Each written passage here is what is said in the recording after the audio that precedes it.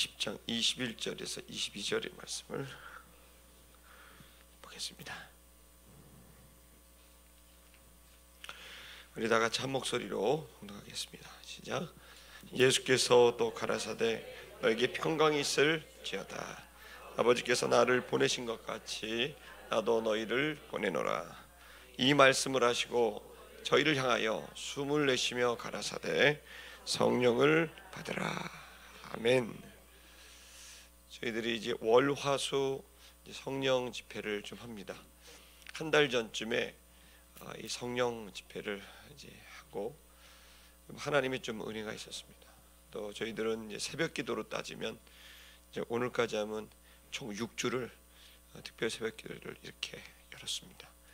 그 첫날에 이제 하나님께서 어떤 감동을 주시고 조그마한 파도가 이렇게 치는 것, 그런 감동을 주셨는데 저희가 이제 두 번째 이제 3주간의 새벽 기도를 하면서 더욱 더 명확하게 성령에 대한 그런 마음을 주셨습니다. 오늘 이제 그 말씀을 조금 이제 정리하는 시간을 갖도록 하고, 또 이제 우리가 6주 동안 이렇게 새벽 예배 이렇게 오게 됐는데 이제 다음 주 월요일부터는 특별이라는 자는 빼겠습니다. 할렐루야. 그렇지만 이제 특별이란 말은 빼지만 제가 더 하나님께 좀 갈망하는 게 있습니다. 그것은 이제 하나님께서 정말 우리 각 사람과 이 공동체에 이 시대 사명을 이렇게 주셨는데, 그 사명은 다른 게 아니라 예수의 이름이 전파되는 것이고 또 하나님의 나라가 이 땅에 오게 하는 것인 줄 믿습니다. 이 일이 되려고 한다면 우리의 육적인 생각들, 또 우리의 어떤 관성에 이렇게 타성에 젖어버린 우리의 인성과 또 삶을 가지고서는 도저히 하나님의 일을 감당할 수가 없다는 걸 알 수 있습니다. 적어도 최소한 우리들이 하나님이 나를 통해 쓰실 것을 기대한다면 쓰실 수 있도록 내어드리는 일들이 필요하다고 생각합니다.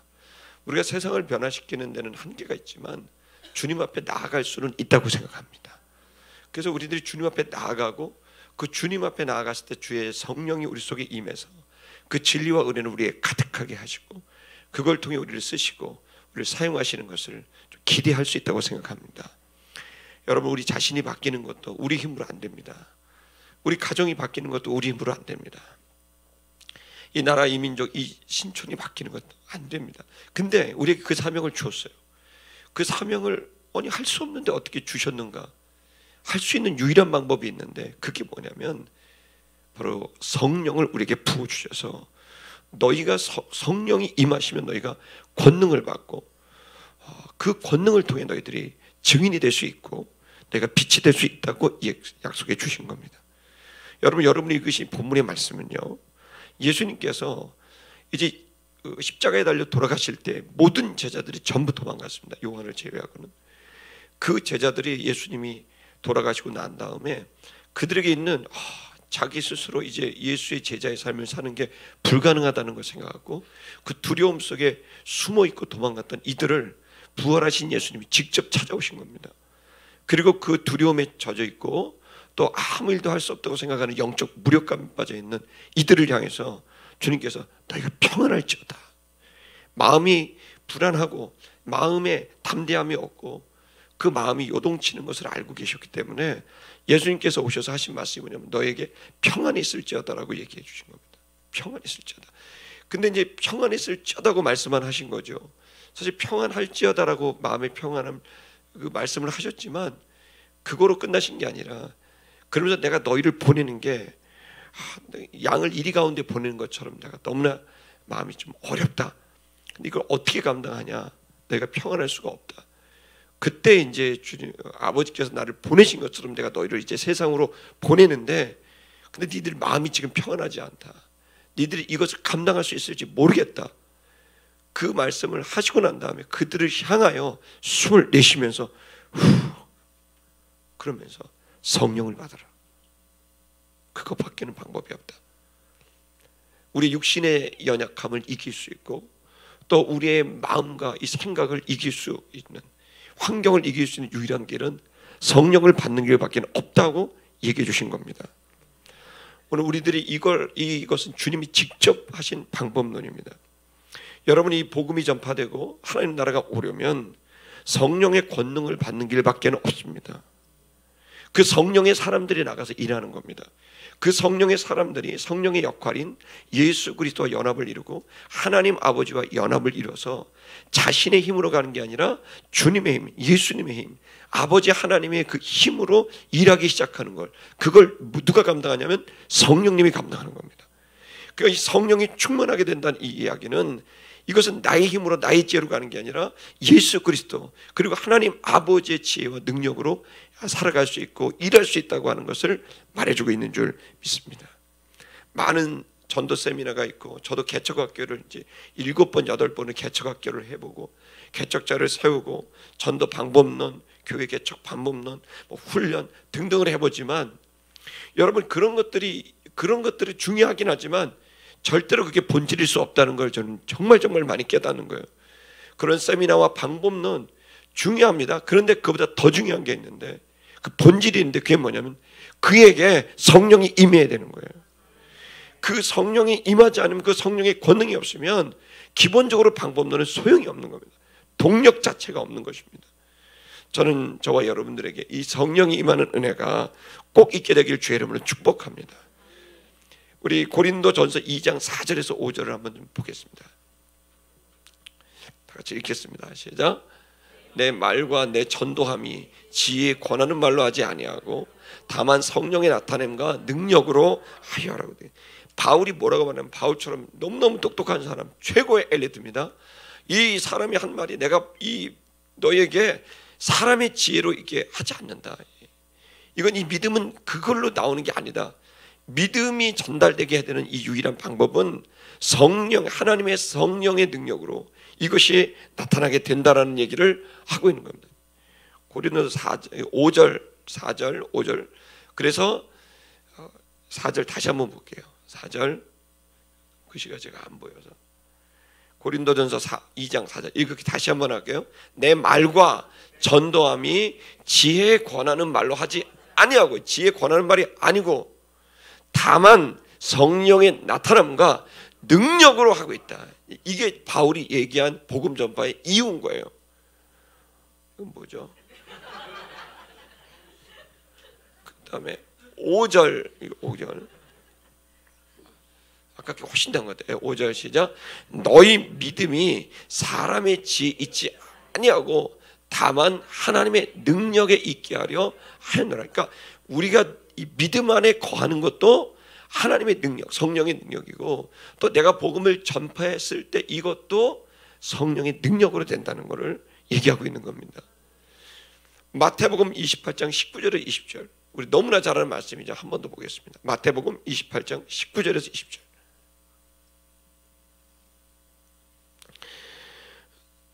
읽을게요. 시작. 그러므로 너희는 가서 모든 족속으로 제자를 삼아 아버지와 아들과 성령의 이름으로 세례를 주고 내가 너에게 분부한 모든 것을 가르쳐 지키게 하라.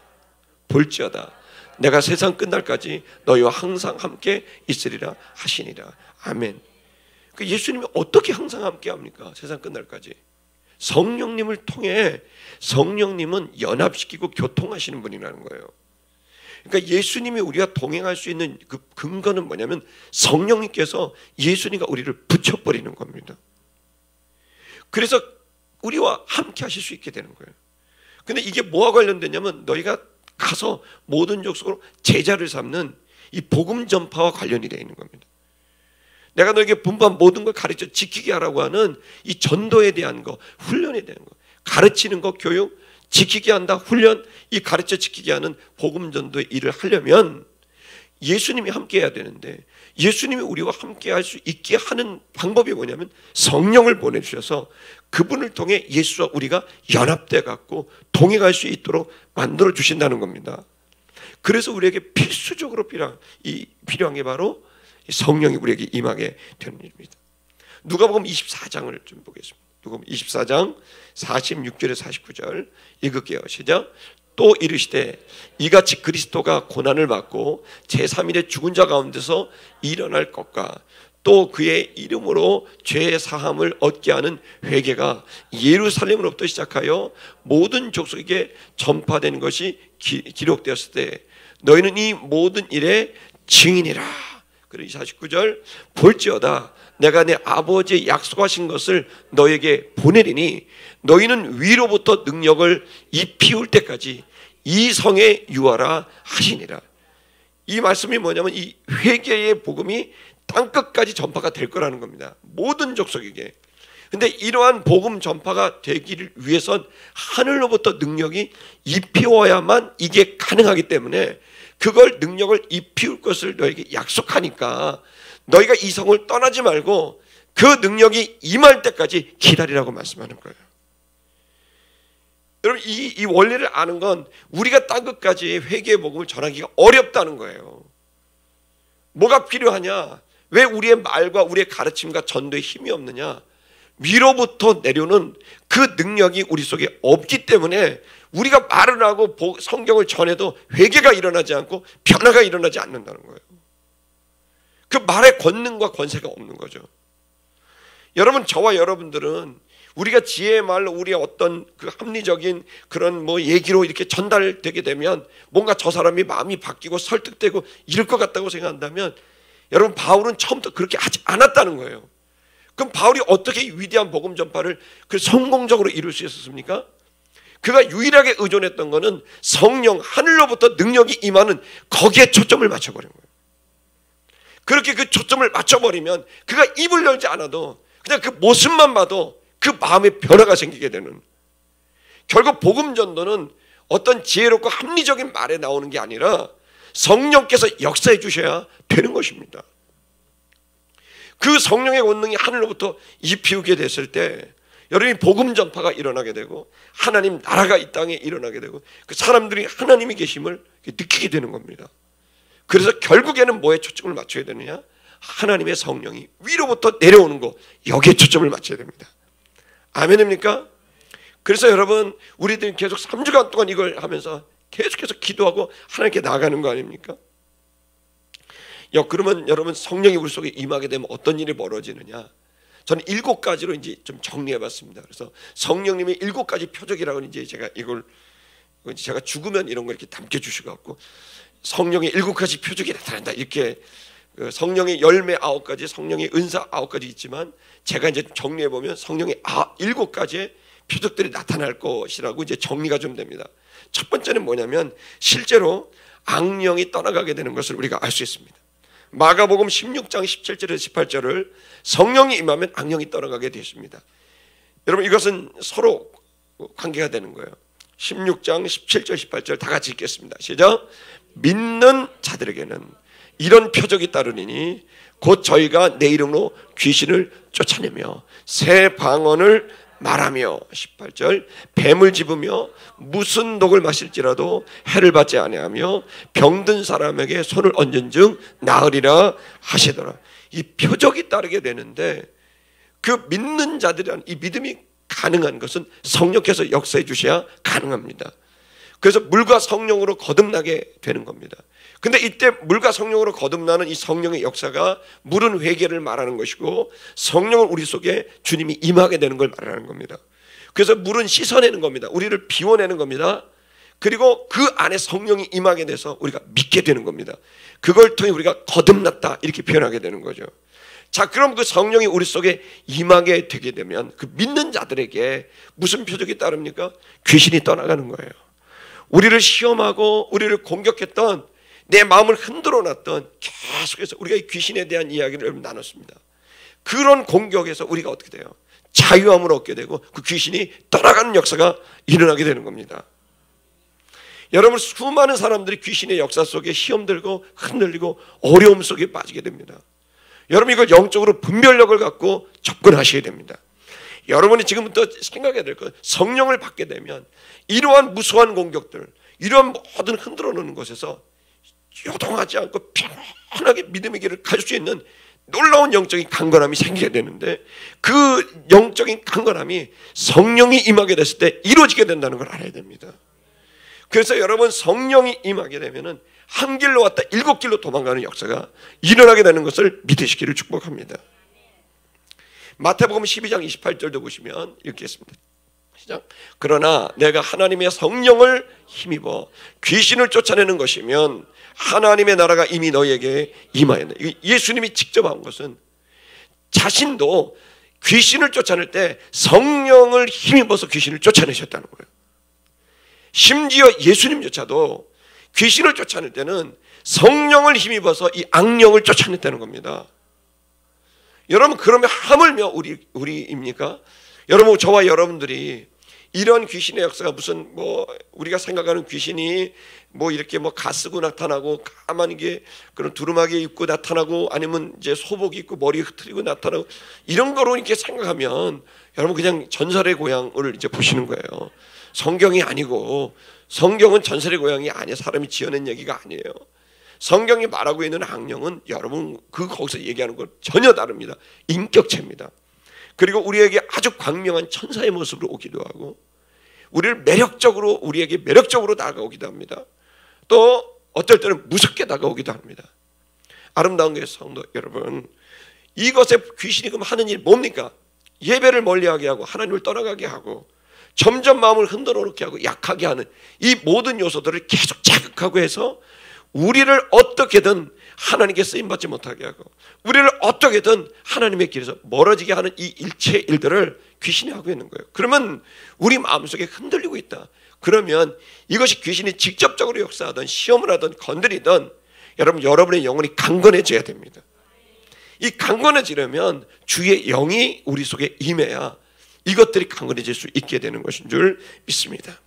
두 번째는 우리에게 이 성령이 임하게 되면 온갖 위험으로부터 주님이 우리를 보장해 준다고 얘기해 주고 있습니다. 이것은 성경 전체로 얘기하고 있는데 성령이 임한 그 사람에게 무슨 독을 마실지라도 해를 입히지 아니하고 이런 말씀들을 우리가 지금 이제 마태복음, 마가복음에서 봤습니다. 조금 전처럼. 아름다운 교회 성도 여러분, 성령이 임하게 되면 이 성령은 뭐와 관련되어 있냐면 하나님과 일치됐다는 것과 두 번째는 그에게 사명이 있다는 겁니다. 그러면 이 하나님과 일치되고 사명을 감당하는 그 사람에게 여러분 수많은 위험이 있다 할지라도 그 위험을 뚫어낼 수 있는 강건함이 있음을 믿으시기를 축복합니다. 여러분, 그래서 어떤 분이 이제 그런 말을 하는 거예요. 금방 안 죽을 거다. 사람들 이제 제가 목회하고 이러고 어렵고 이럴 때 목사님은 아마 안 죽을 것 같대요. 그래서 왜 안 죽어요? 그랬더니 사명을 감당하기 전까지는 안 죽습니다. 이렇게 얘기를 하더라고요. 그러니까 그분이 하는 얘기가 뭐냐면 건강을 애쓰는 것도 중요한데 사명을 붙들고 가셔야지, 사명을 가진 사람은 그 사명을 이룰 때까지 안 죽습니다. 이런 얘기를 하는 거에서 내가 한 1000년을 살 수 있겠구나 이런 생각도 가지게 됐습니다. 근데 여러분 이게 뭐냐면 성령이 우리 속에 임하게 되면 그게 뭐와 관련되냐면 주님과의 친밀함도 있지만 그에게 주어진 임무가 있는 거예요. 하나님은 임무를 부여하시고 그가 임무를 감당할 수 있는 능력도 부어주시는 겁니다. 그 임무를 감당할 수 있도록 만드는 근본적인 힘이 뭐냐면 성령님인 거예요. 그래서 이 성령님을 받게 되는 사람들마다 그 모든 위험과 어려움을 뚫고 계속하는 거예요. 그래서 위험 앞에 있는 사람들은 그 위험을 풀어내고 피하고보다 더 중요한 건 성령 충만 받으려고 애를 써야 되는 거예요. 그 성령 충만하게 되면 그 모든 위험이 더 이상 위험이 아니라 담대하고 강하게 됩니다.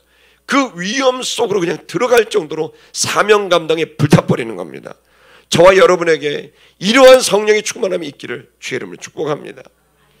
또한 질병에서 치유되게 되는 역사들이 일어난다고 얘기하고 있습니다. 마태복음 10장 7절에서 8절을 보도록 하겠습니다. 마태복음 10장 7절에서 8절 읽을게요. 가면서 전파하여 말하되 천국이 가까웠다 하고 병든 자를 고치며 죽은 자를 살리며 문둥이를 깨끗하게 하며 귀신을 쫓아내며 너희가 거저받았으니 거저 주어라. 아멘. 이 연약함, 육신의 연약함도 이 성령의 충만함으로 이 복음 사명을 감당하는 사람들에게 육신의 연약함도 뚫어갈 수 있게 된다는 거예요. 여러분, 한국교회가 7, 80년대에 10배가 부흥했습니다. 10배. 70년대 초반에서부터 80년대 초반까지 세계 교회 역사상 일어날 수 없을 정도로 10배가 부흥했어요. 10년 만에. 기가 막힌 일이 벌어지게 된 거예요. 그러니까 100만 명 정도 되는데 1000만 명으로 올라가 버린 거예요. 성도가.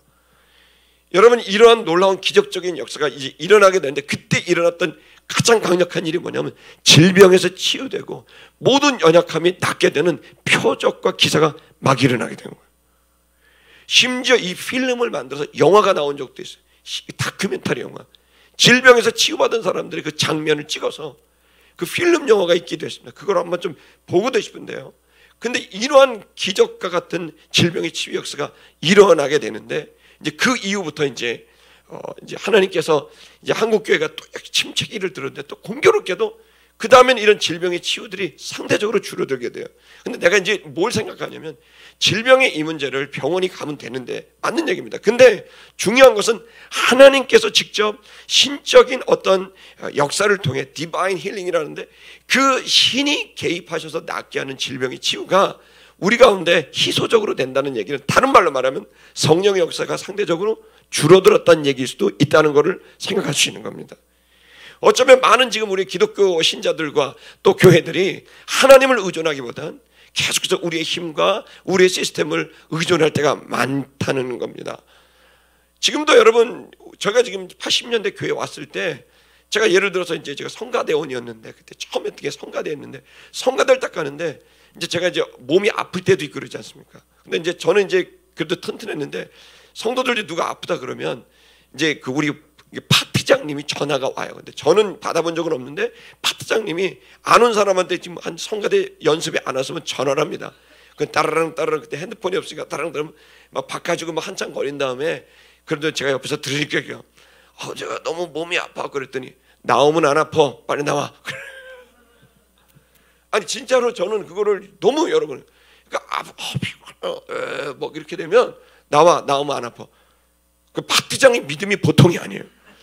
이 몸이 아프다 이거 상관없어요. 네가 몸이 아파? 그렇기 때문에 나와야 되는 거야. 제가 80년대만 해도 성도들이 이런 믿음을 가진 거예요. 아프기 때문에 안 나오는 게 아니라 아프니까 나와야 된다는 거예요. 그러면서 성경이 근거를 되는 거예요. 수많은 믿음의 거기 성경을 봐라. 수많은 사람들이 아파서 예수님께 찾아온다. 그래서 거기서 나음을 받는다. 아프기 때문에 안 나온다는 건 정반대 말이다. 아프기 때문에 나오는 거다. 야, 저거 처음에 제가 성가대 파트장한테 이제 그분한테 너무 놀라운 거예요. 여러분, 우리에게 그러한 은혜가 있음을 믿으시기를 축복합니다. 누가복음 24장 49절 읽을게요. 시작. 볼지어다 내가 내 아버지의 약속하신 것을 너희에게 보내리니 너희는 위로부터 능력을 입히울 때까지 이 성을 하지 말라. 그리고 1장 사도행전 1장 8절 읽겠습니다. 사도행전 1장 8절 읽을게요. 시작. 오직 성령이 너에게 임하시면 너희가 권능을 받고 예루살렘과 온 유대와 사마리아 땅까지 이르러 내 증인이 되리라. 아멘. 그리고 여러분, 네 번째 우리가 생각해야 될 것은 뭐냐면, 그 위로부터 능력이 입히우게 되면, 왜 입혀집니까? 그 능력이 입혀져서 성령이 임하게 되면 우리가 예루살렘, 온 유대, 사마리아 땅끝까지 증인이 된다는 얘기를 하고 있는 겁니다. 여기 예루살렘은 뭡니까? 내 동네입니다. 내가 알고 있는 동네예요. 온 유대가 누굽니까? 온 유대는 좀 멀리 떨어져 있는 내가 아는 친밀한 관계 있는 사람. 사마리아는 어디입니까? 나하고 원수된 사람들이에요. 땅끝은 뭡니까? 내가 모르는 사람이에요. 이 내용은 우리가 보면 지역명인 것 같지만 그 의미는 그런 거라는 거예요. 그래서 성령이 임하게 되면 예루살렘, 내가 알고 있는 모든 사람들에게 나가는 거예요. 그리고 성령이 임하게 되면 좀 내가 알지만 좀 멀리 떨어졌던 온 유대에 있는 사람처럼 좀 나가서 그들을 만난다는 거예요. 성령이 임하게 되면 심지어 사마리아, 내가 좀 만나고 싶지 않은 사람까지 가서 증인이 된다.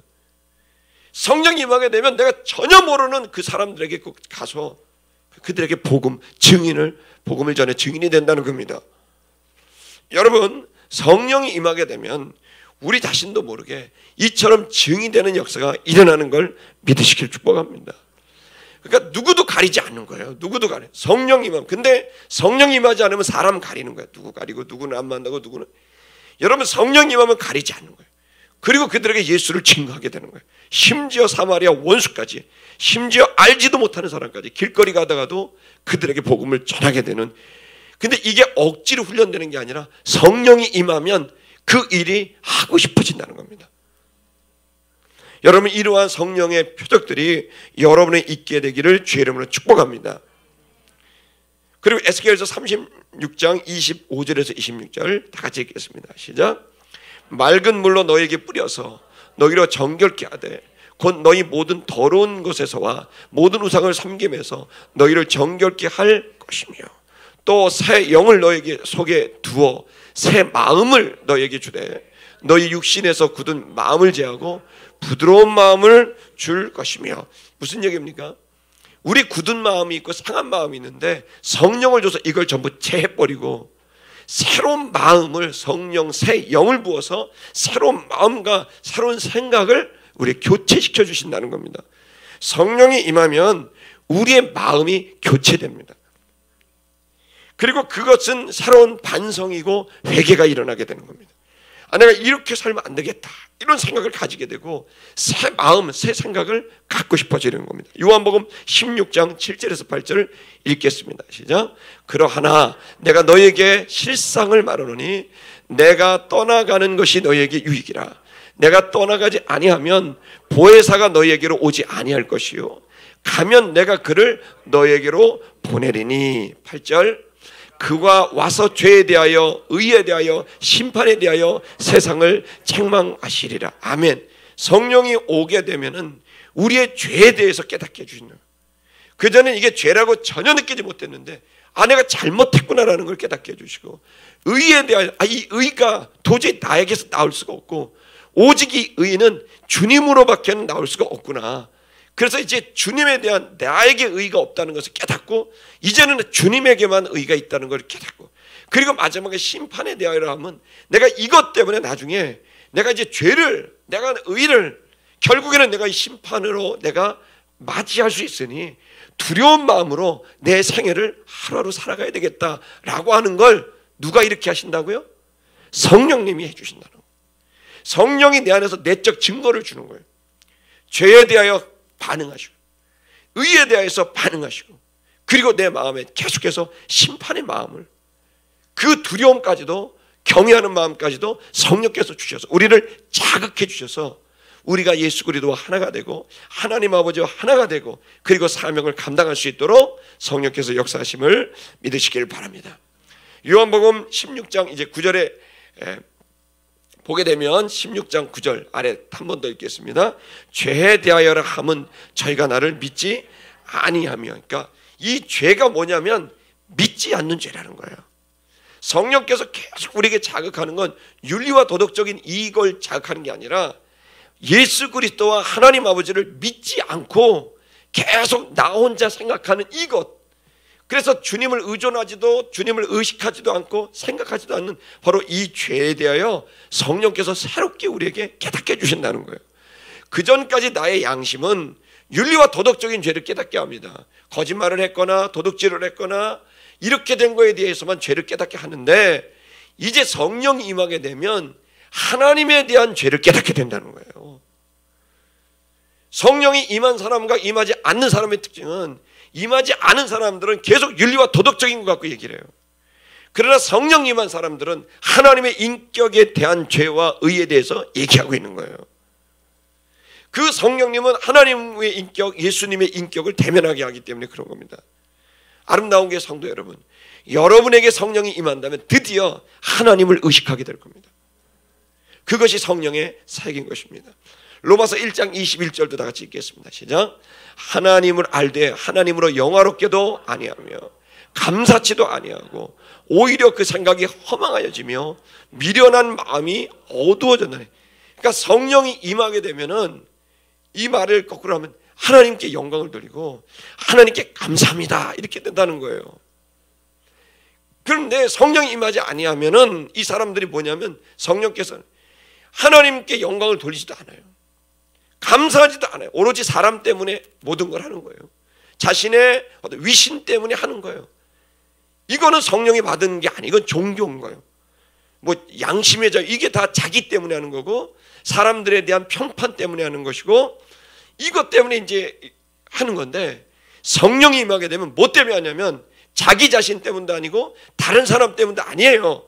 성령이 임하면 하나님 때문에 하는 거예요. 완전히 달라지는 거예요. 그래서 성령이 임하게 되면 하나님을 영화롭게 하고 하나님께 감사해서 그 주님과의 교제가 나를 살게 하는 것이지, 다른 사람의 평판과 또 나 자신의 의로운 내 꿈과 이런 거 갈망 때문에 하는 게 아니라는 겁니다. 여러분은 종교를 믿는 게 아니라, 여러분에게서 나오는 게 아니라 하늘로부터 그 능력이 내려와져서 이 피움받아서 주님으로 인하여 하게 되기를 주의 이름으로 축복합니다.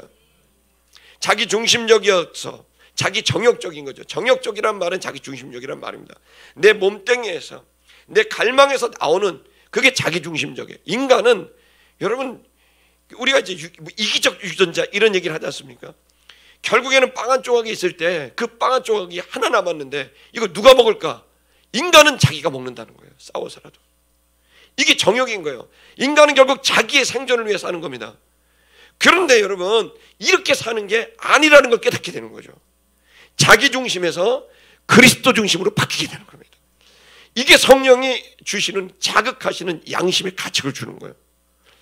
여러분, 또한 의로움이 자기에게 있는 게 아니라 그리스도 예수에게 있다는 사실을 또 깨닫고, 오직 주님만 의롭습니다, 저는 의로운 자가 아닙니다라고 하는 걸 누가 깨닫게요? 성령님이. 그전에는 내가 의롭고 저 남편이 잘못했고 이 아내가 잘못했고 저 대통령이 잘못했고 이렇게 돼요. 그런데 성령이 임하게 되면은 누구도 실수와 허물과 죄 가운데 있다. 오로지 의로운 이는 주님밖에 없다. 이렇게 돼버린다는 거예요, 여러분. 또 하나는 심판에 대하여, 내가 주님 앞에 언젠간 죽게 되는데, 오늘 밤이 될 수도 있고 언젠간 죽게 되는데, 그 심판 앞에 내가 이렇게 살아도 되나? 많은 사람들은 심판을 두려워하지 않고 죽음을 두려워해요. 어떻게 될지 모르니까 그 불확실성을 두려워하지만, 성령이 임하게 되면 불확실성을 두려워하는 게 아니라 하나님을 두려워하는 거예요. 그래서 이 성령이 임하게 되면은 전혀 사고와 생각의 틀이 바뀌어지게 되는 겁니다. 이렇게 하기 위해서 반드시 그리스도인들은 뭘 받아야 돼요? 성령을 받아야 될 줄 믿으시기 바랍니다. 요한일서 3장 9절을 읽겠습니다. 시작. 하나님께로서 난 자마다 죄를 짓지 아니하나니 이는 하나님의 씨가 그의 속에 거하며 저도 범죄치 못하는 것은 하나님께로서 났습니다. 아멘. 여러분, 하나님께로부터 나온 영, 그것은 죄를 짓는 게 아니라 나를 의롭게 만드는 걸 믿으시기 바랍니다.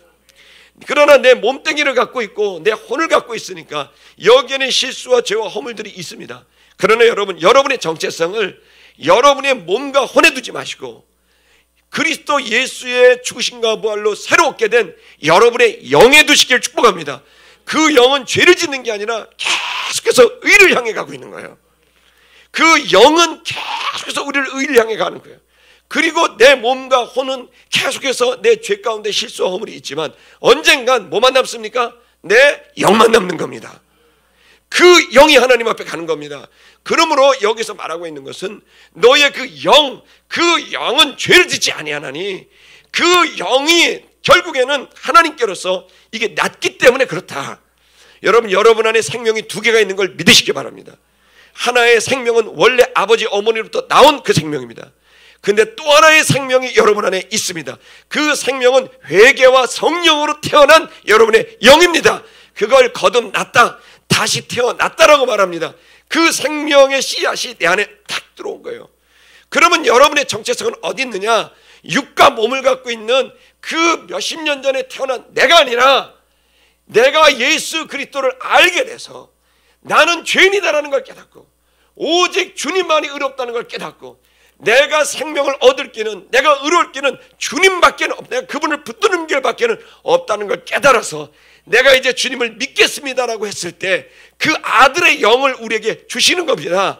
그 아들의 영으로 인하여 우리의 영이 살아나게 되는 거죠. 그 살아난 그 영은 죄를 짓는 게 아니라 우리를 계속 의를 향해 가게 만듭니다. 그래서 성도는 살아갈 때 그 영이 계속해서 여러분을 자극합니다. 심판에 대하여, 죄에 대하여, 의에 대하여 성령의 감동으로 계속 자극합니다. 근데 이때 성령이 충만해야 그 영이 활발하게 움직이고 건강하게 움직이는데 성령이 충만하지 않으면 이 영이 약화됩니다. 죄 가운데 있어도, 의에 대해서도, 심판에 대해서도 별다른 감동과 생각이 없게 되는 거예요. 그래서 성령을 입으라는 것입니다. 그래야 네 영이 강해진다는 거예요. 그 영이 건강해진다는 거예요. 그 영이 건강해지면 점점 내면은 의로 가득하는 겁니다. 그 영이 강해지고 건강해지면 그 영이 우리를 의에 대하여 계속 확장해 나가는 거예요. 어둠이 떠나가게 되고 주의 거룩한 빛이 우리를 가득 채우게 됐을 때 우리는 감격적인 성령의 충만함을 체험하게 되는 걸 믿으시길 바랍니다. 그렇게 되면 어떤 일이 벌어집니까? 온전히 헌신하게 되는 겁니다.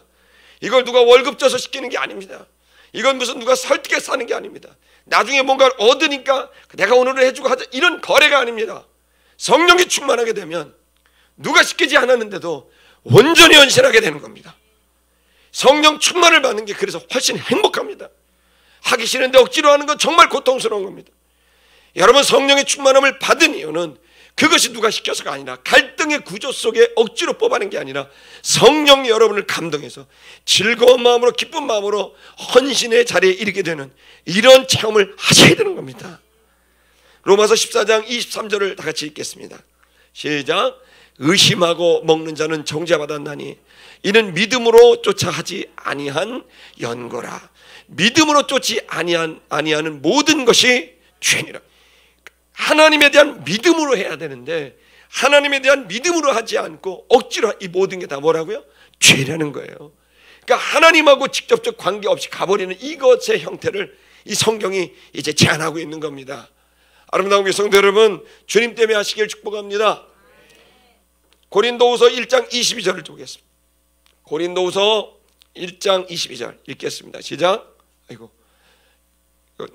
고린도후서 읽을게요. 저가 또한 우리에게 인치시고 보증으로 성령을 우리 마음에 주셨느니라. 그러니까 여러분, 하나님의 자녀가 되게 됐을 때 여러분, 하나님께서 인을 쳐주셨다, 도장을 찍었다, 사인을 했다는 거예요. 여러분 각자마다 사인을 해줬어요. 왜 그 사인을 줄까요?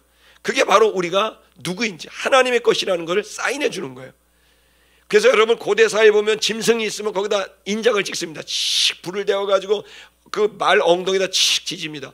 그러면 거기에 뭐 P자도 있고 J자도 있고 L자도 있고, L자는 이제 이규 거라 이런 뜻인 거죠. L을 탁 찢으면 이 말은 이규 거다 이런 뜻이 되는 겁니다. 그런 것처럼 인을 치버리는 거예요. 근데 이 인을 뭘로 치느냐? 성령으로 친다는 거예요. 그러니까 마지막 날에 주님이 뭘 보느냐면 우리 안에 성령을 보는 거예요. 그 성령이 우리의 인이라는 거예요. 그 성령은 우리의 영을 자극합니다. 우리의 영을 자극하고 우리를 키웁니다. 그럼 이 영이 우리의 혼과 육을 자극합니다.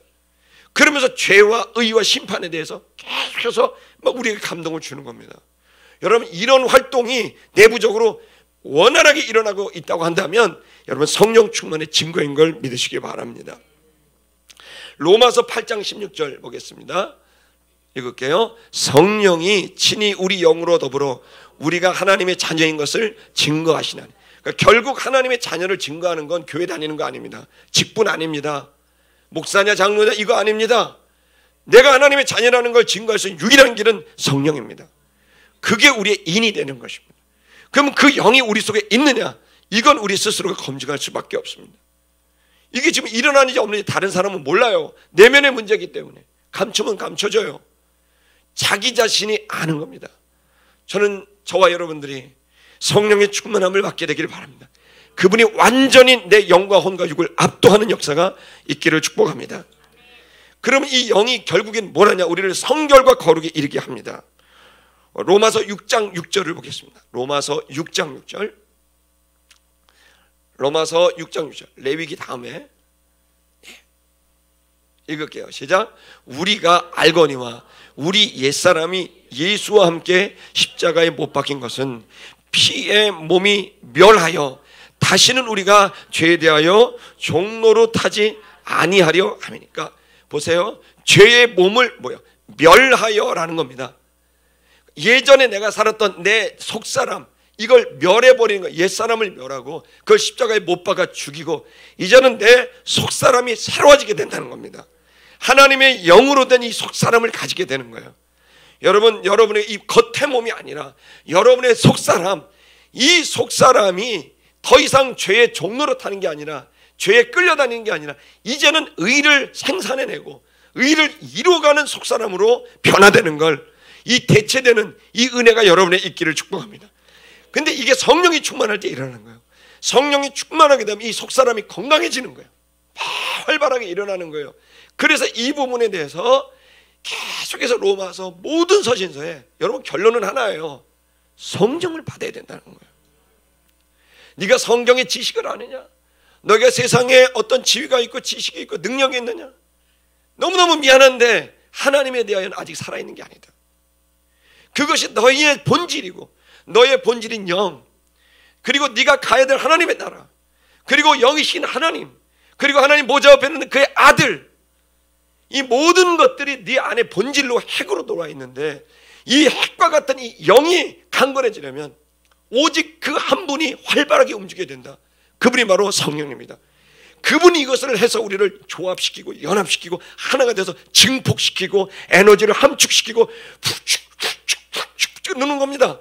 그 성령이 오면 내 영을 그 안에 엄청난 에너지가 담긴 핵분열같이 타는 겁니다. 이런 은혜가 나오면 죄에 대해서, 의에 대해서, 심판에 대해서, 사명에 대해서, 헌신에 대해서, 성결에 대해서, 이게 엄청난 에너지가, 거룩한 이 에너지가 내 안에 있는, 이걸 권능이라는 거예요. 성령이 임하시면 너희가 권능을 받고, 마지막으로 어떻게 됩니까? 이 권능을 통해 거룩과 성결을 이길 뿐만 아니라 이 에너지가 외부로 분출이 됩니다. 마치 핵분열이 돼 팍 나가는 거죠. 이 성령이 내 안에 들어와 나를 막 모든 조합들을, 더러운 건 다 없애고 이 의와 거룩을 계속 양산시키면 이 엄청난 이 에너지가 막 훅훅 됩니다. 이게 다 어디로 가냐면 외부로 분출이 되는 거예요. 그게 말이 되고 행동이 되고 사역이 되고 되는 겁니다. 그렇게 되면 어떤 것도 두려워하지 않아요. 자기 목숨이 날아가도 그게 두렵지 않은 거예요. 이 에너지가 너무 강력하게 압도해 버리니까 생각을 완전히 상처난 마음, 아파 이게 없어요. 성령 충만하면 아파요 자식도 없어. 그냥 슉. 내가 좀 너무 고민해. 고민도 없어. 슉. 거침이 없는 거예요. 그 성령의 에너지가 얼마나 강력한지 몸이 아파요. 몸이 아프고 말고 막 뛰어가는 거예요. 그러다 막 일어나는 거예요. 그 엄청난 이 에너지가 내 안에 방출이 되는데 이게 결국 사명의 길로 나오는 걸 믿으시길 축복합니다. 여러분 한번 읽어볼까요? 사도행전 20장 24절. 사도행전 20장 24절 읽어보겠습니다. 사도행전 20장 24절 읽어볼게요. 시작. 나의 달려갈 길과 주 예수께 받은 사명을 곧 하나님의 은혜의 복음을 증거하는 일을 마치려 하면은 나의 생명을 조금도 귀한 것으로 여기지 않아요. 세상의 모든 사람은 자기 생명을 위해서 하는 거예요. 그래서 사람들 이용해 먹는 거예요. 자기 하나 살려고. 근데 성령이 충만하게 되면 내가 죽어도 괜찮다는 거예요. 주님만 사시면 된다는 거예요. 이 사람들 감당이 안 되는 거야. 너 죽여버릴게. 죽여. 근데 이 주님을 믿어야 돼. 이렇게 나오니까 이게 감당이 안 되는 사람이 나오는 거예요. 이게 사도행전의 바울에게 대한 적용되는 말씀입니까? 기독교 2000년에 지금도 북녘 땅에 지하에서 성경을 아예 통째로 외워서 예배드리는 분들이 있습니다. 사람들이 도저히 찾을 수 없는 무덤 그 밑에 굴을 파고 잔디를 덮고 그 무덤 속에 들어가서 예배를 드리는 사람들이 있습니다. 발칵대까. 이 사람들이 계속 믿음을, 복음을 전하고 지하계의 성도들이 적어도 20만 명 이상 북한에 있다고 추정이 됩니다. 70년 전에 예수 믿은 사람들. 저희들이 지난 한 10여 년 전에도 탈북한 사람들 복음 전도했더니 몇몇 사람은 복음 전도하고 했더니 이분이 예수의 감격을 받더니 남한으로 300만 원 갖고 이게 남한에 탈북을 해야 되는데 이 중에 두세 명은 어떻게 했냐면 다시 북한에 가겠다는 거예요. 왜? 복음을 전해야 된다는 거예요. 그 중에 한 사람은 배전도사는 무산에서 총살당해 죽었습니다. 예수 전도다. 10년 전에 있었던 일입니다. 제가 세례를 줬습니다. 배전사를. 여러분, 이 복음, 이 성령이 그들에게 임하게 되면 예수 그리스도의 죽으심과 부활이 나에게 또. 그러면 이게 새로운 영이 막 나오는 거예요. 이 새로운 영이 나오면 이 새로운 영이 뭐 언제 아세요? 이게 막 성령이 충만하게 돼요. 배전사는 신약을 거의 외웠습니다. 그리고 성경책을 들고 갈 수 없으니까 몸뚱이로 들어가서 복음 전하다가 발각돼서 총살당해 죽었어요. 연길에 가면 총살 당한 거기가 한 2km 바깥에 있어요. 보여요. 말뚝이. 전봇대 같은 말뚝이 3개가 있어요. 거기서 사람들 죽이는 거예요. 김정은이 뭐 따뜻한 지도자라고요? 말도 안 되는 소리를. 저는 근데 그 사람들이 죽는지 몰랐겠어요? 알죠. 들어가는 거예요. 바울의 이 심정이 바울에게 2000년 전에만 있었던 동화 같은 얘기가 아닙니다. 이 땅에 온 선교사들, 우리 어린이들이 지난번에 여기 양화진 묘소에 갔습니다. 양화진 묘소에 갔더니 수많은 선교사들인데 다 일찍 죽었어요. 20대 때 와갖고 30대 초반에 죽고 병들어 죽고 온 지 몇 달 안 돼서 죽고 자녀가 죽고. 그 사람들 여기 오면 그 구한말 조선이 어떤 땅입니까? 눈이 파랗다는 이유 때문에 돌 던지는 시대입니다. 여러분, 이러한 시대인데도 이 젊은이들이 이 배를 타고 몇 달씩 배를 타고 하버드 출신, 캠브리지 출신 이런 사람들이 와갖고 복음을 전했던 거예요. 그들이 거기까지 오게 된 그게 뭐냐 말이야. 도대체 뭘로 해석을 해야 돼? 그냥 이따가 그냥 죽어버렸는데 뭘로 해석해요? 성령이 충만한 거예요. 견딜 수가 없는 거죠. 내 앞에 죽음이 기다린다. 그러나 나는 달려갈 길을 다 갈 거다. 베드로전서 4장 14절을 읽겠습니다. 읽을게요. 시작. 너희가 그리스도의 이름으로 욕을 받으며 복 있는 자로다. 영광의 영 곧 하나님의 영이 너희 위에 계심이라. 그리스도 이름 때문에 주의 일을 하기 때문에 욕을 먹는 거라는 거예요. 욕 먹는 것도 괜찮다는 거예요. 성령 충만하면 욕도 먹어요. 아멘. 욕 먹었다가 너무 그러지 마세요. 그냥 아멘. 내가 지금 성령이 충만해요. 욕도 먹는구나. 마가복음 1장 27절 읽을게요. 시작. 예수께서 내가 너희로 사람을 낚는 어부가 되게 하리라. 18절 곧 그물을 버려두고 쫓으니라. 생업을 버려두고 주의 이름을 쫓아가. 마태복음 16장 24절 마태복음 16장 24절 읽을게요. 시작. 이에 예수께서 제자들에게 이르시되 아무든지 나를 따라오거든 자기를 부인하고 자기 십자가를 지고 나를 쫓을 것이니. 자기의 삶이 아니야. 나 중심의 삶이 아니라 그리스도의 중심으로 하나님 중심의 삶으로 가는 것. 자기를 부인하고 자기의 십자가, 주님이 내게 주신 사명을 지고 나를 쫓아오는 것이다. 여러분, 이것은 성령 충만하지 않으면 못 가는 길입니다. 갈라디아서 5장 24절 읽겠습니다. 시작. 그리스도 예수의 사람들은 육체와 함께 그 정과 욕심을 십자가에 못 박았느니라. 또한 만일 우리가 성령으로 살면 또한 성령으로 행할지니. 아멘. 정과 욕심을 십자가에 못 박았고 이제는 정과 욕심대로 우리가 가는 게 아니라 육신의 정욕, 내 이기적 생각, 나 중심의 것들, 이런 것들, 내 욕망, 내 꿈, 내 상처로 기인한 내 갈망, 이런 걸로 사는 게 아니에요. 내 자식은 막 나보다 공부 많이 시켜야 되고, 뭐 좋은 데 가야 되고, 뭐 성공해야 되고, 뭐 이뻐야 되고, 잘생겨야 되고, 뭐 무슨 사자 들어가야 되고, 막 이게 다 자기에게 나온 거잖아요. 근데 성령이 임하면 이제는 성령의 욕구대로 살아가게 된다는 거예요. 여러분, 기독교는 교회 다닌다는 뜻이 아닙니다. 성령에 취해서 성령에 따라 살아간다는 뜻입니다. 그 성령이 계속 죄와 의와 심판에서 말합니다. 마지막으로 우리 요한복음 20장 말씀을 한 번 더 읽으면서 마치도록 하겠습니다. 요한복음 20장 21절 22절 읽겠습니다. 시작. 예수께서 또 가라사대 너에게 평강이 있을지어다. 아버지께서 나를 보내신 것 같이 나도 너희를 보내노라. 이 말씀을 하시고 저희를 향하여 숨을 내쉬며 가라사대 성령을 받으라. 여러분, 세상으로 나아가십니다. 아멘. 근데 여러분, 세상으로 나아가는데 뭘로 나아가겠어요? 뭐가 무기가 있어야 될 거 아니에요? 힘이 있어야 될 거 아니에요? 여러분, 그 힘이 성령입니다. 이 성령에 취하여서 여러분의 공부하는 캠퍼스로, 여러분의 일터로, 여러분의 가정으로, 민족으로, 열방으로 여러분 성령 충만에 나가게 되기를 축복합니다. 다음 주